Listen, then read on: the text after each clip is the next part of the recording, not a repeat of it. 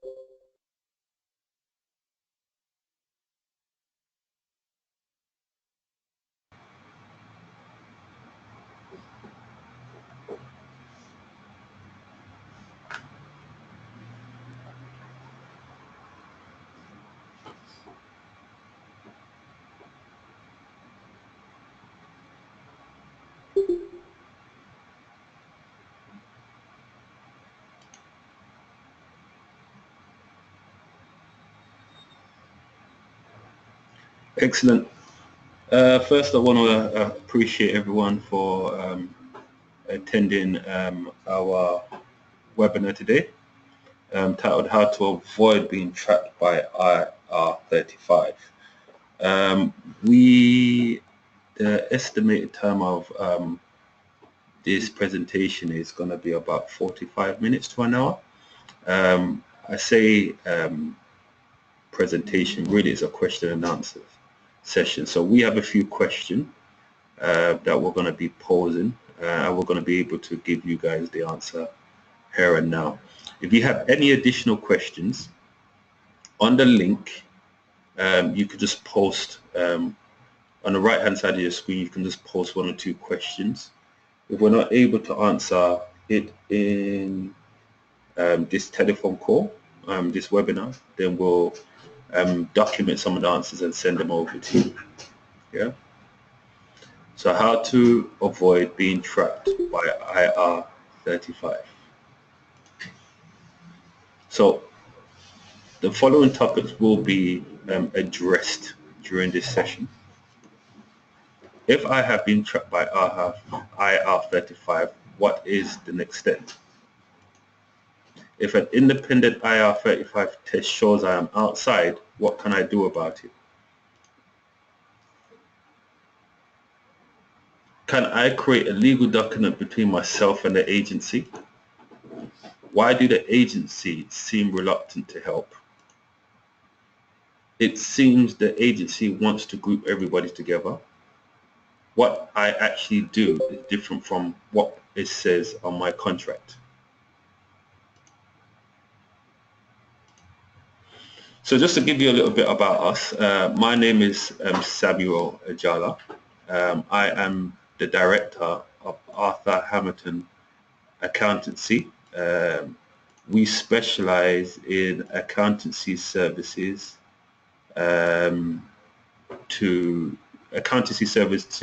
SMEs, contractors and locum workers.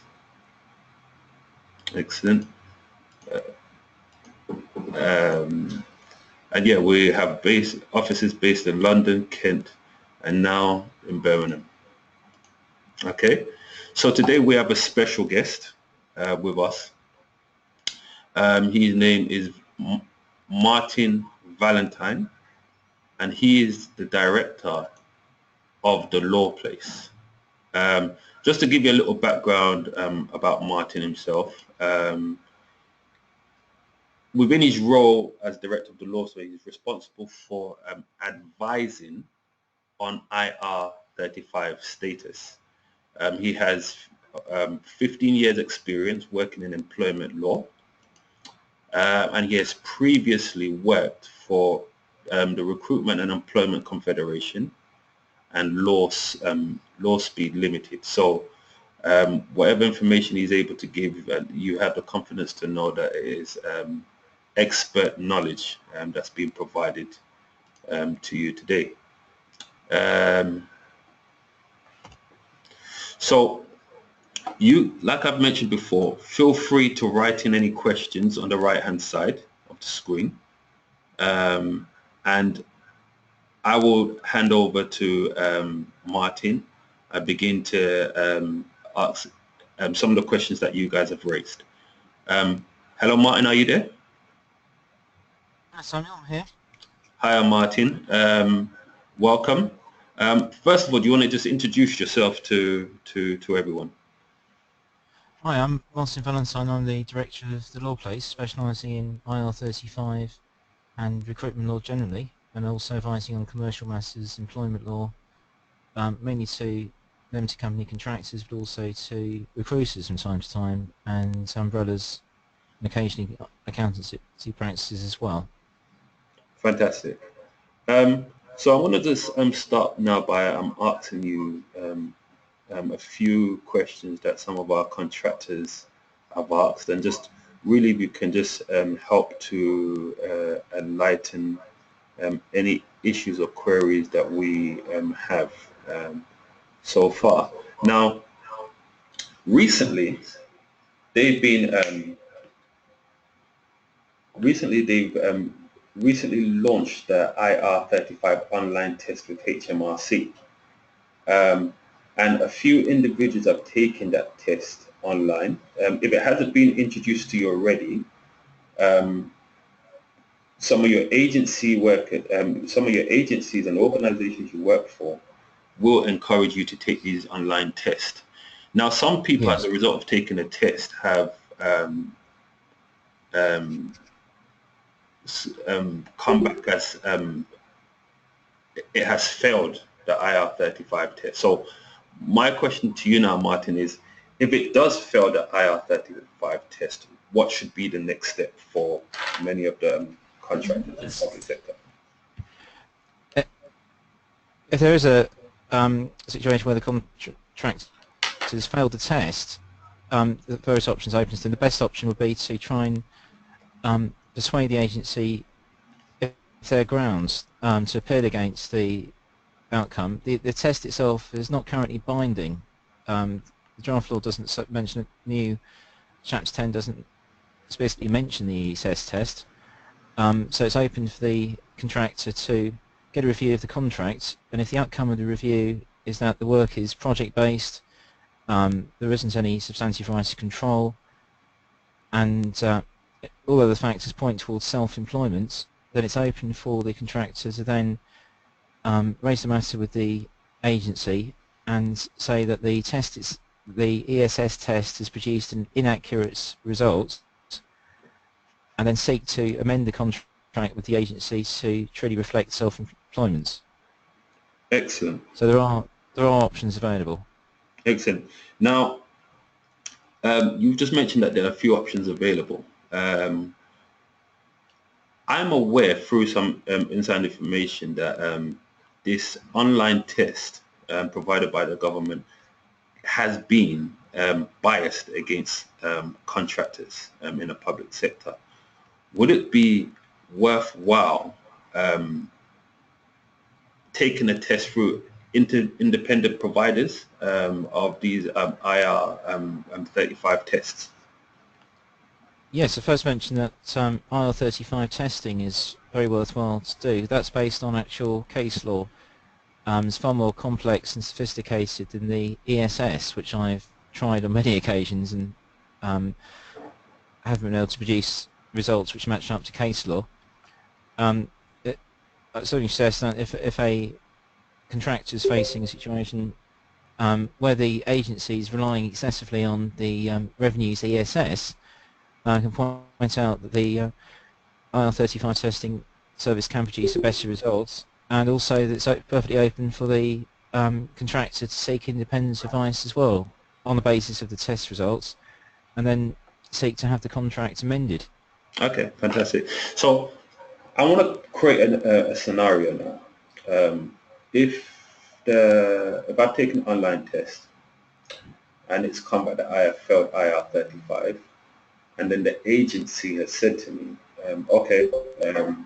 you either have a choice of becoming a PAYE employee or to join an umbrella company, right? Yes. What should be my next step, even though I don't think I should be inside the IR35? The first thing you can do is try and persuade the agency to ignore the ESS test and allow you to seek independent advice. So you get a contract review on the basis of the say a test such as IR35 testing, and then if the agency can't be persuaded that the engagement should be outside IR35, that could mean, for example, that the work is not project-based, or there are factors which suggest that IR35 should apply.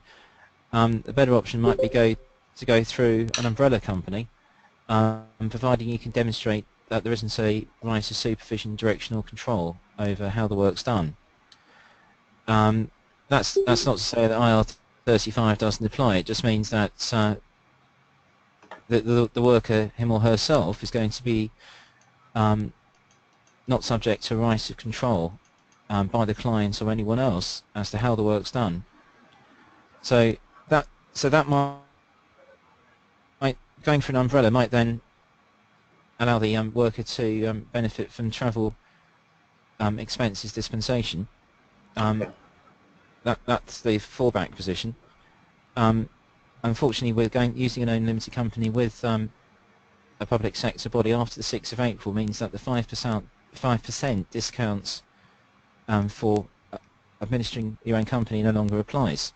So realistically, using an umbrella would be the better option, but that requires the client to be able to demonstrate and prove by way of a statement, if necessary, that there's no right of supervision, direction or control. Okay, fantastic. So just to be clear, guys, to everybody that's on the webinar, if you have failed the online test, there is nothing binding that says it's compulsory to take the online test. So not as the way the law is at the moment. Yeah. Not at the moment, right? No. That could change. And so right now you have the right to join an independent body or to take the test via an independent body. Now at the end of this conference I will have a link for you to go ahead and take the test if you see fit. Now the reason I would encourage you maybe to take an independent test as opposed to the one through the government is the one through the government appears to be very, very, very biased. And so by taking an independent test with no strings attached, you're more likely to get a favorable result when taking the test. Were you going to say something to that, Martyn?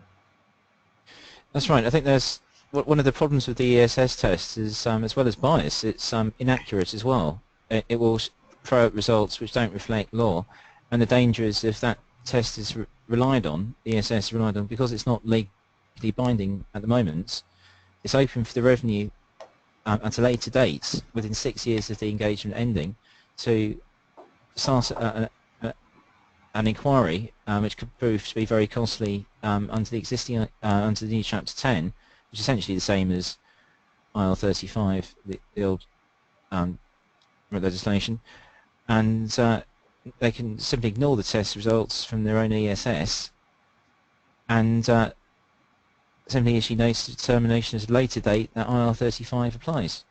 Okay. So so the revenue could simply ignore their test results, and an employment and employer compliance review can happen at a later date, and the status inspector could conclude that IR35 should apply. Fantastic, excellent. Very quickly, in your case, if you mentioned earlier on about having an independent contract review, could you I believe it's a service that you provide, but could you tell me a little bit more about that? What does it entail? What does it do? So on and so forth. Right. Certainly since 2010, when I started the Law Place Limited, and earlier with when I was in previous employments, I'd undertake what I call an IR35 contract review. In the first instance, the client would, that's to say the contractor, would fill in a questionnaire about the actual working practices, and that could be done through IR35 testing, as of now, or from my own questionnaire.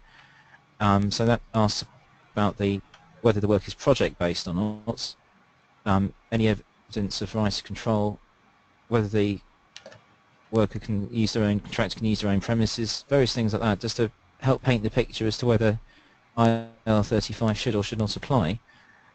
And I incorporate that into a detailed review of the contract terms, applying case law to questions such as substitution, control, mutuality of obligations, and conclude whether IR35 should apply.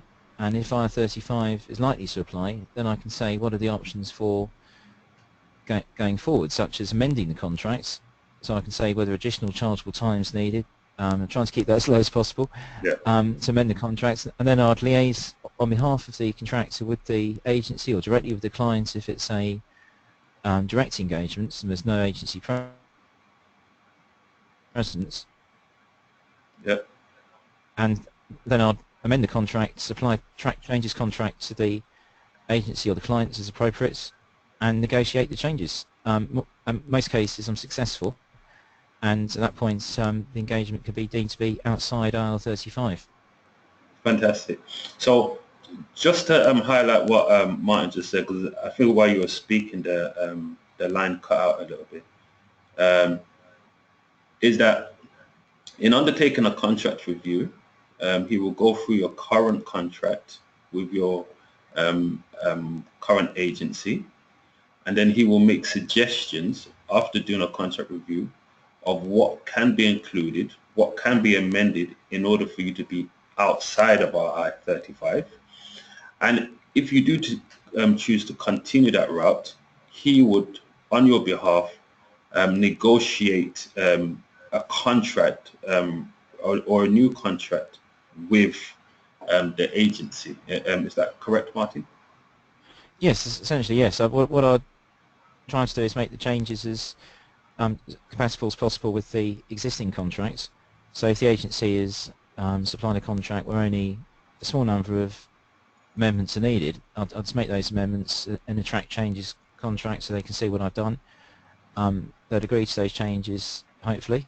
Okay. Sometimes they make their own counter amendments, and then finally reach a stage where hopefully I've agreed with on behalf of the contractor and the agency that the amendments are acceptable, both from a commercial and from a contractual point of view, because sometimes, very important to stress this, that contracts contain clauses outside of the context of IR35 which are commercially prejudicial to contractors.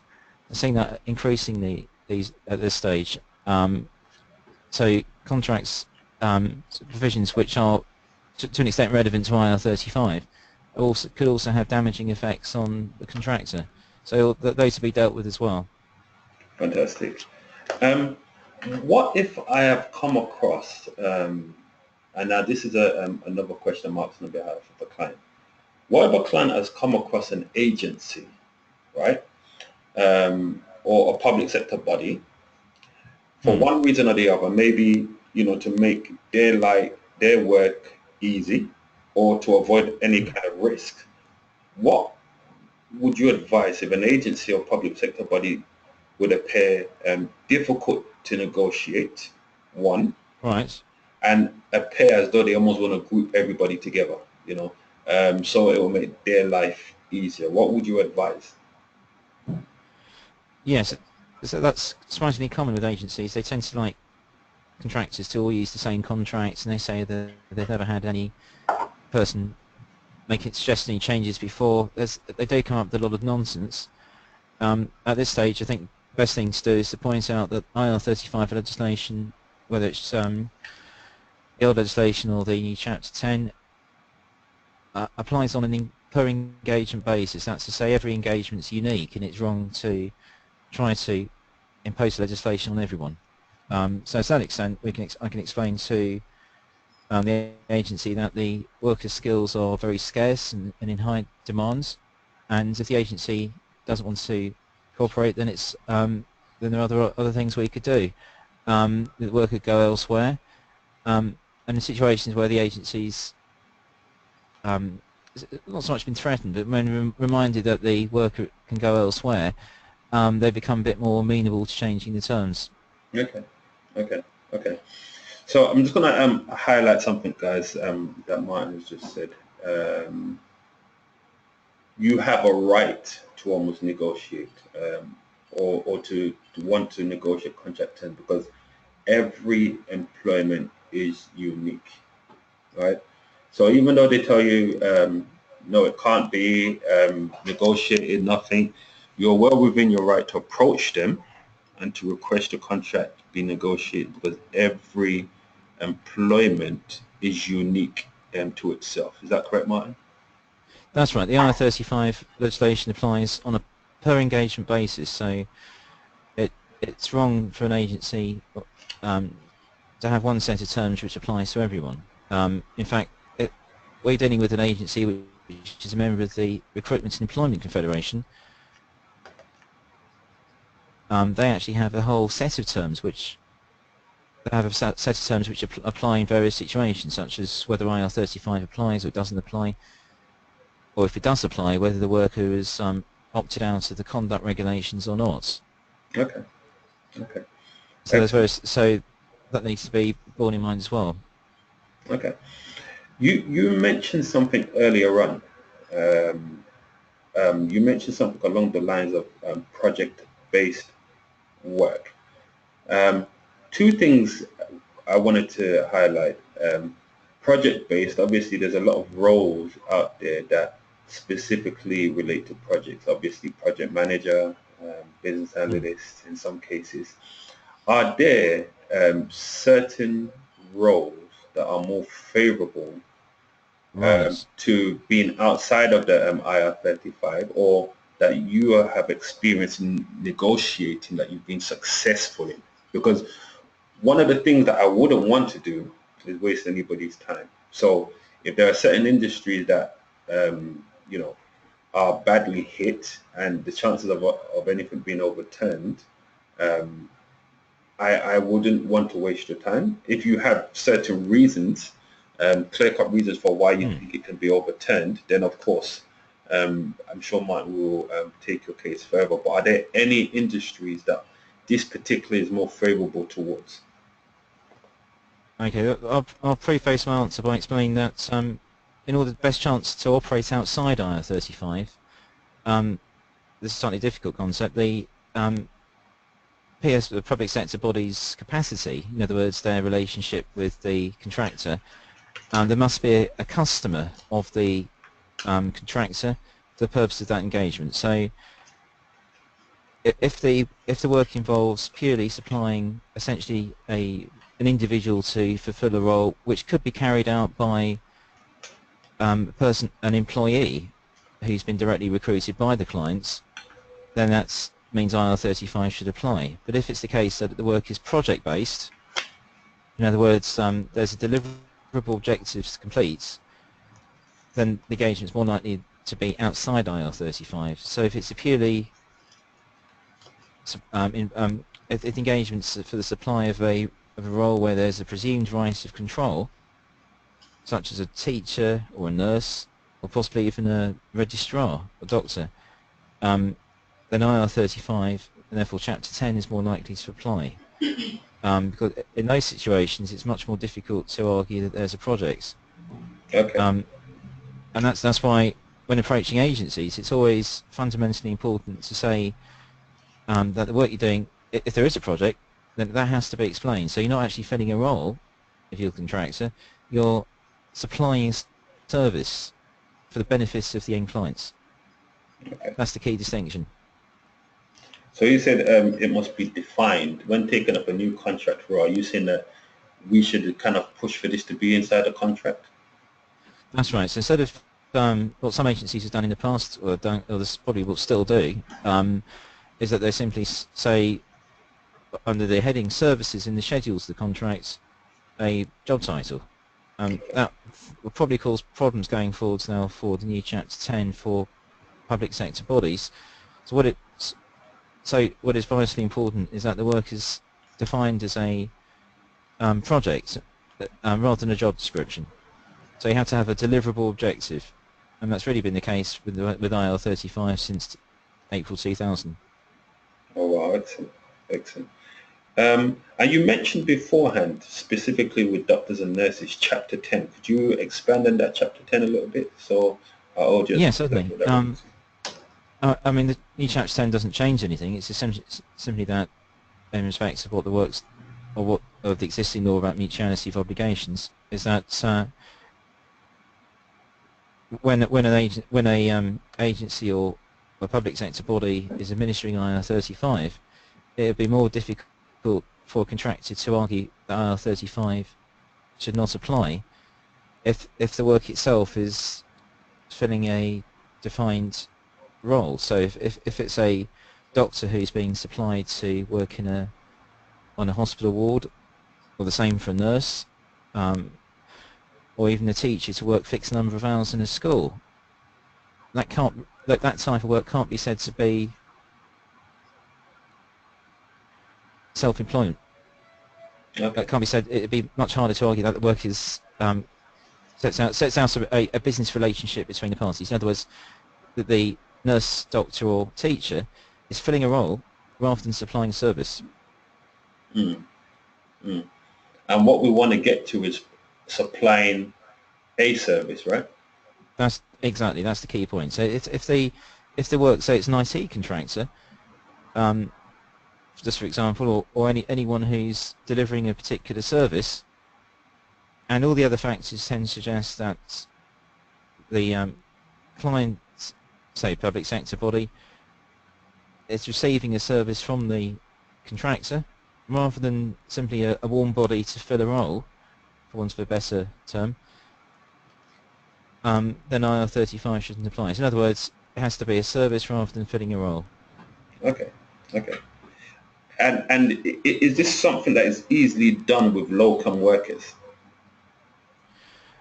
Well, if say a doctor is simply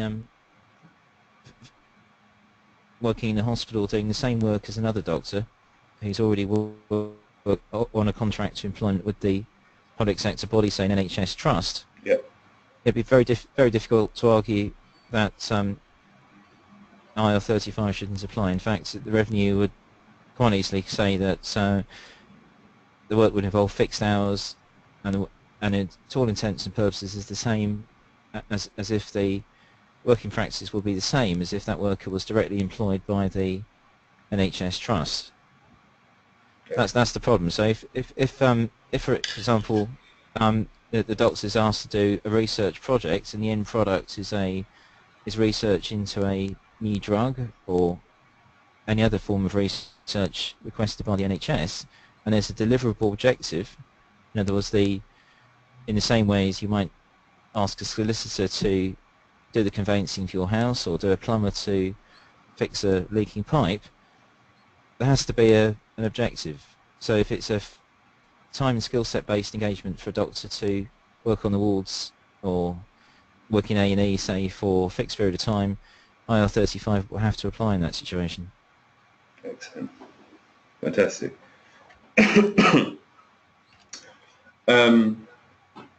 So I guess in a situation like that, proving, a per engagement basis would be very difficult for doctors and nurses, being that most of their work are all the same. They're technically grouped together. They're replacing somebody as opposed to providing a service for the hospital. Is that correct? Yes, generally speaking, yes. If unless there's a very clear-cut project which is not part of the day-to-day function of the client. So if the client is a public sector body, an NHS trust, and the work itself is not part of their day-to-day function of treating patients, it's to say a project to do with research, as an example, then you could argue that, then you could begin to argue that IR35 shouldn't apply. But for all other cases, it's particularly teachers, and there is actually case law on this point.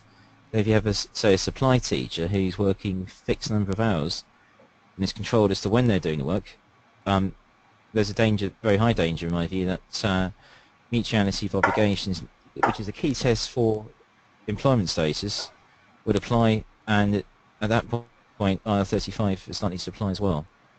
So it's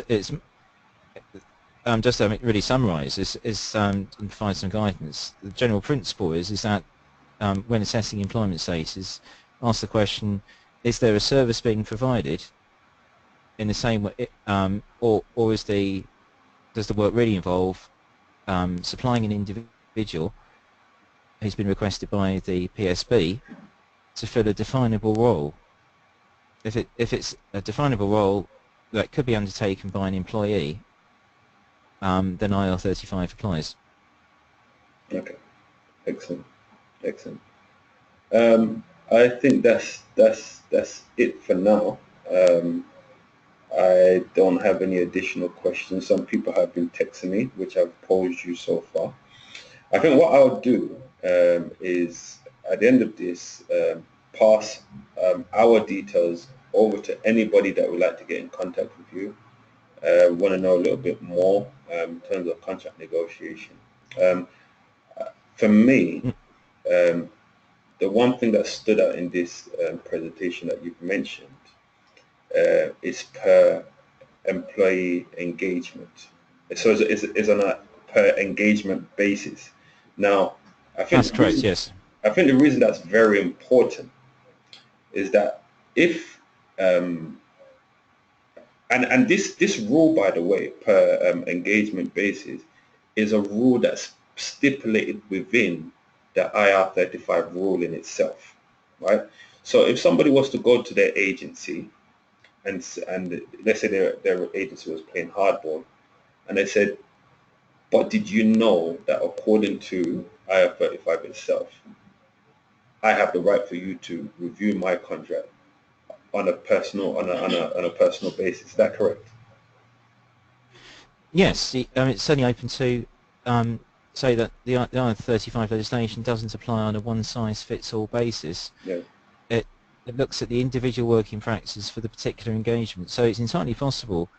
So if a contractor has worked on a series of engagements for the same clients, the same PSB over a number of years, is that some engagements can be caught by IR35 and some not. Okay. And certainly that has happened before in case law where there was a split decision. Excellent.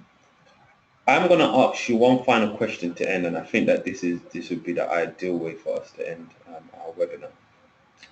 Between now and the 6th of April, what would be your one advice to contractors in the public sector?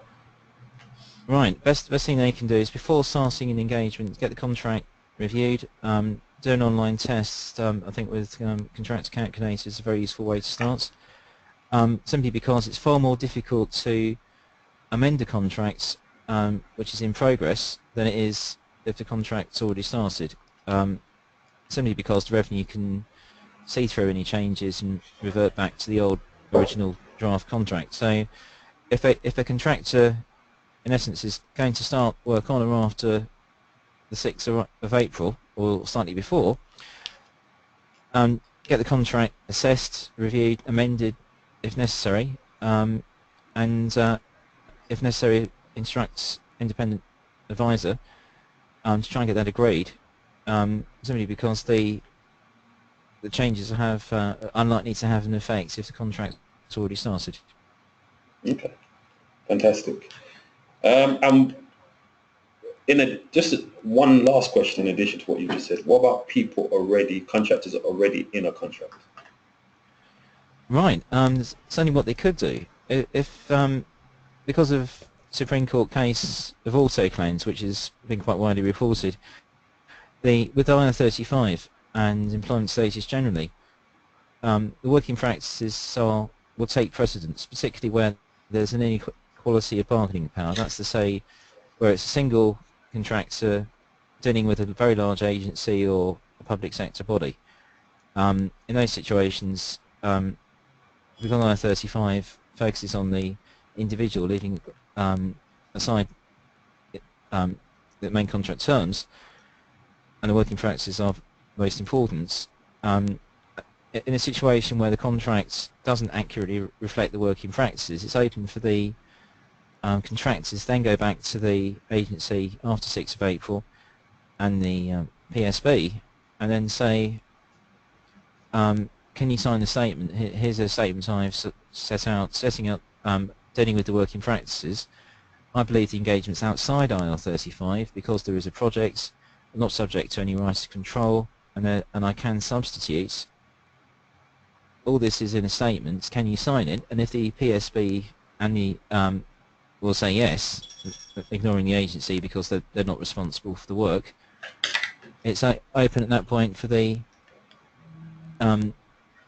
contractors and the agent and the clients to agree on the statement.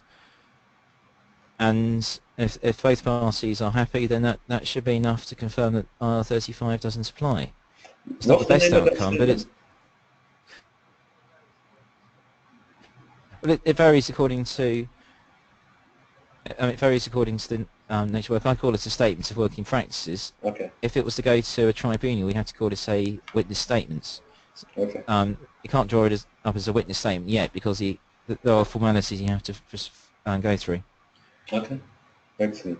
Excellent. A statement of working practice is something that you do, that you can provide for clients. That's right. That's right. So that's for my contractor clients. If they're in a situation where they haven't had the contract reviewed before it started, in other words, they haven't had the draft contract reviewed and possibly amended, but in all respects, the questionnaire results or the IR35 testing from Contractor Calculator results say the engagement should be outside IR35. At that point, they can ask me and draft a statement confirming what the working practices are. And the reason why that's useful is because that's the revenue's job in an inquiry in any event. They're trying to find out what the working practices are, and what this statement does is answer all their questions. Excellent. Fantastic. Excellent. Thank you so much, Martyn, for being with us this afternoon. It's my pleasure. I hope with some of our attendees that you were able to answer some of their queries. I mean, well, at least the questions they sent me is what I've posed to you anyway. And Martyn has also kindly mentioned is that if there's any additional questions, send it to me in an email, and he would get that in written form sent back to everybody as well. So any additional questions that you may have, please send it in to us. So here's my contact information. I'll leave that on the screen for a little bit so that you can get in contact with me, any additional questions. If you require any services or anything like that, I believe that the prices, if you come through Arthur Hamilton, the prices are slightly less than you would get in an open market, so to say. We've been slightly discounted thanks to Martyn and the law place. So here's my details as well. And again, if you want to take the online test, right? So we currently work in a partnership with Contractor Calculator, right? If you take this link and take the test, right, and come back with the results, then what would happen is that if you pass, then working with Martyn, we can now put a document together that we'll give to your agency. If you fail, Martyn can also assist you to make recommendations in possibly reversing that decision, and then also taking the next step to negotiate with your agency if it's necessary. There's not a one-stop fits all, because in this webinar there's a few solutions to many situations. One of those solutions being the statement of work in practice. Another solution is renegotiating your contract. Another solution is even before starting a contract, having certain terms written in the contract. So again, look at the screen, take the link and take the online test, and if there's anything, just get back in touch with us. So despite all the doom and gloom and the images some of the agency and the public sector bodies give, that you must become a permanent employee or contractor, or umbrella company by compulsion. It's not actually by compulsion. You have a choice, and I believe that Martyn has informed you of the options you have. Fantastic. So once again, guys, thank you for spending this afternoon with us. Also, you can send me an email and I can send this video clip to this. Is about half an hour, 35 minutes or so. So if you want to just some refresher knowledge or more information, just give us a shout and I'll get this video sent over to you. Yeah, brilliant. Once again, from me, Samuel Ajala of Arthur Hamilton and Martyn Valentine of the Law Place, I want to thank you for taking your time out this afternoon and spending it with us. And good luck with your contract negotiations and the IR35 legislations. All right then, take care. Speak to you soon. Bye.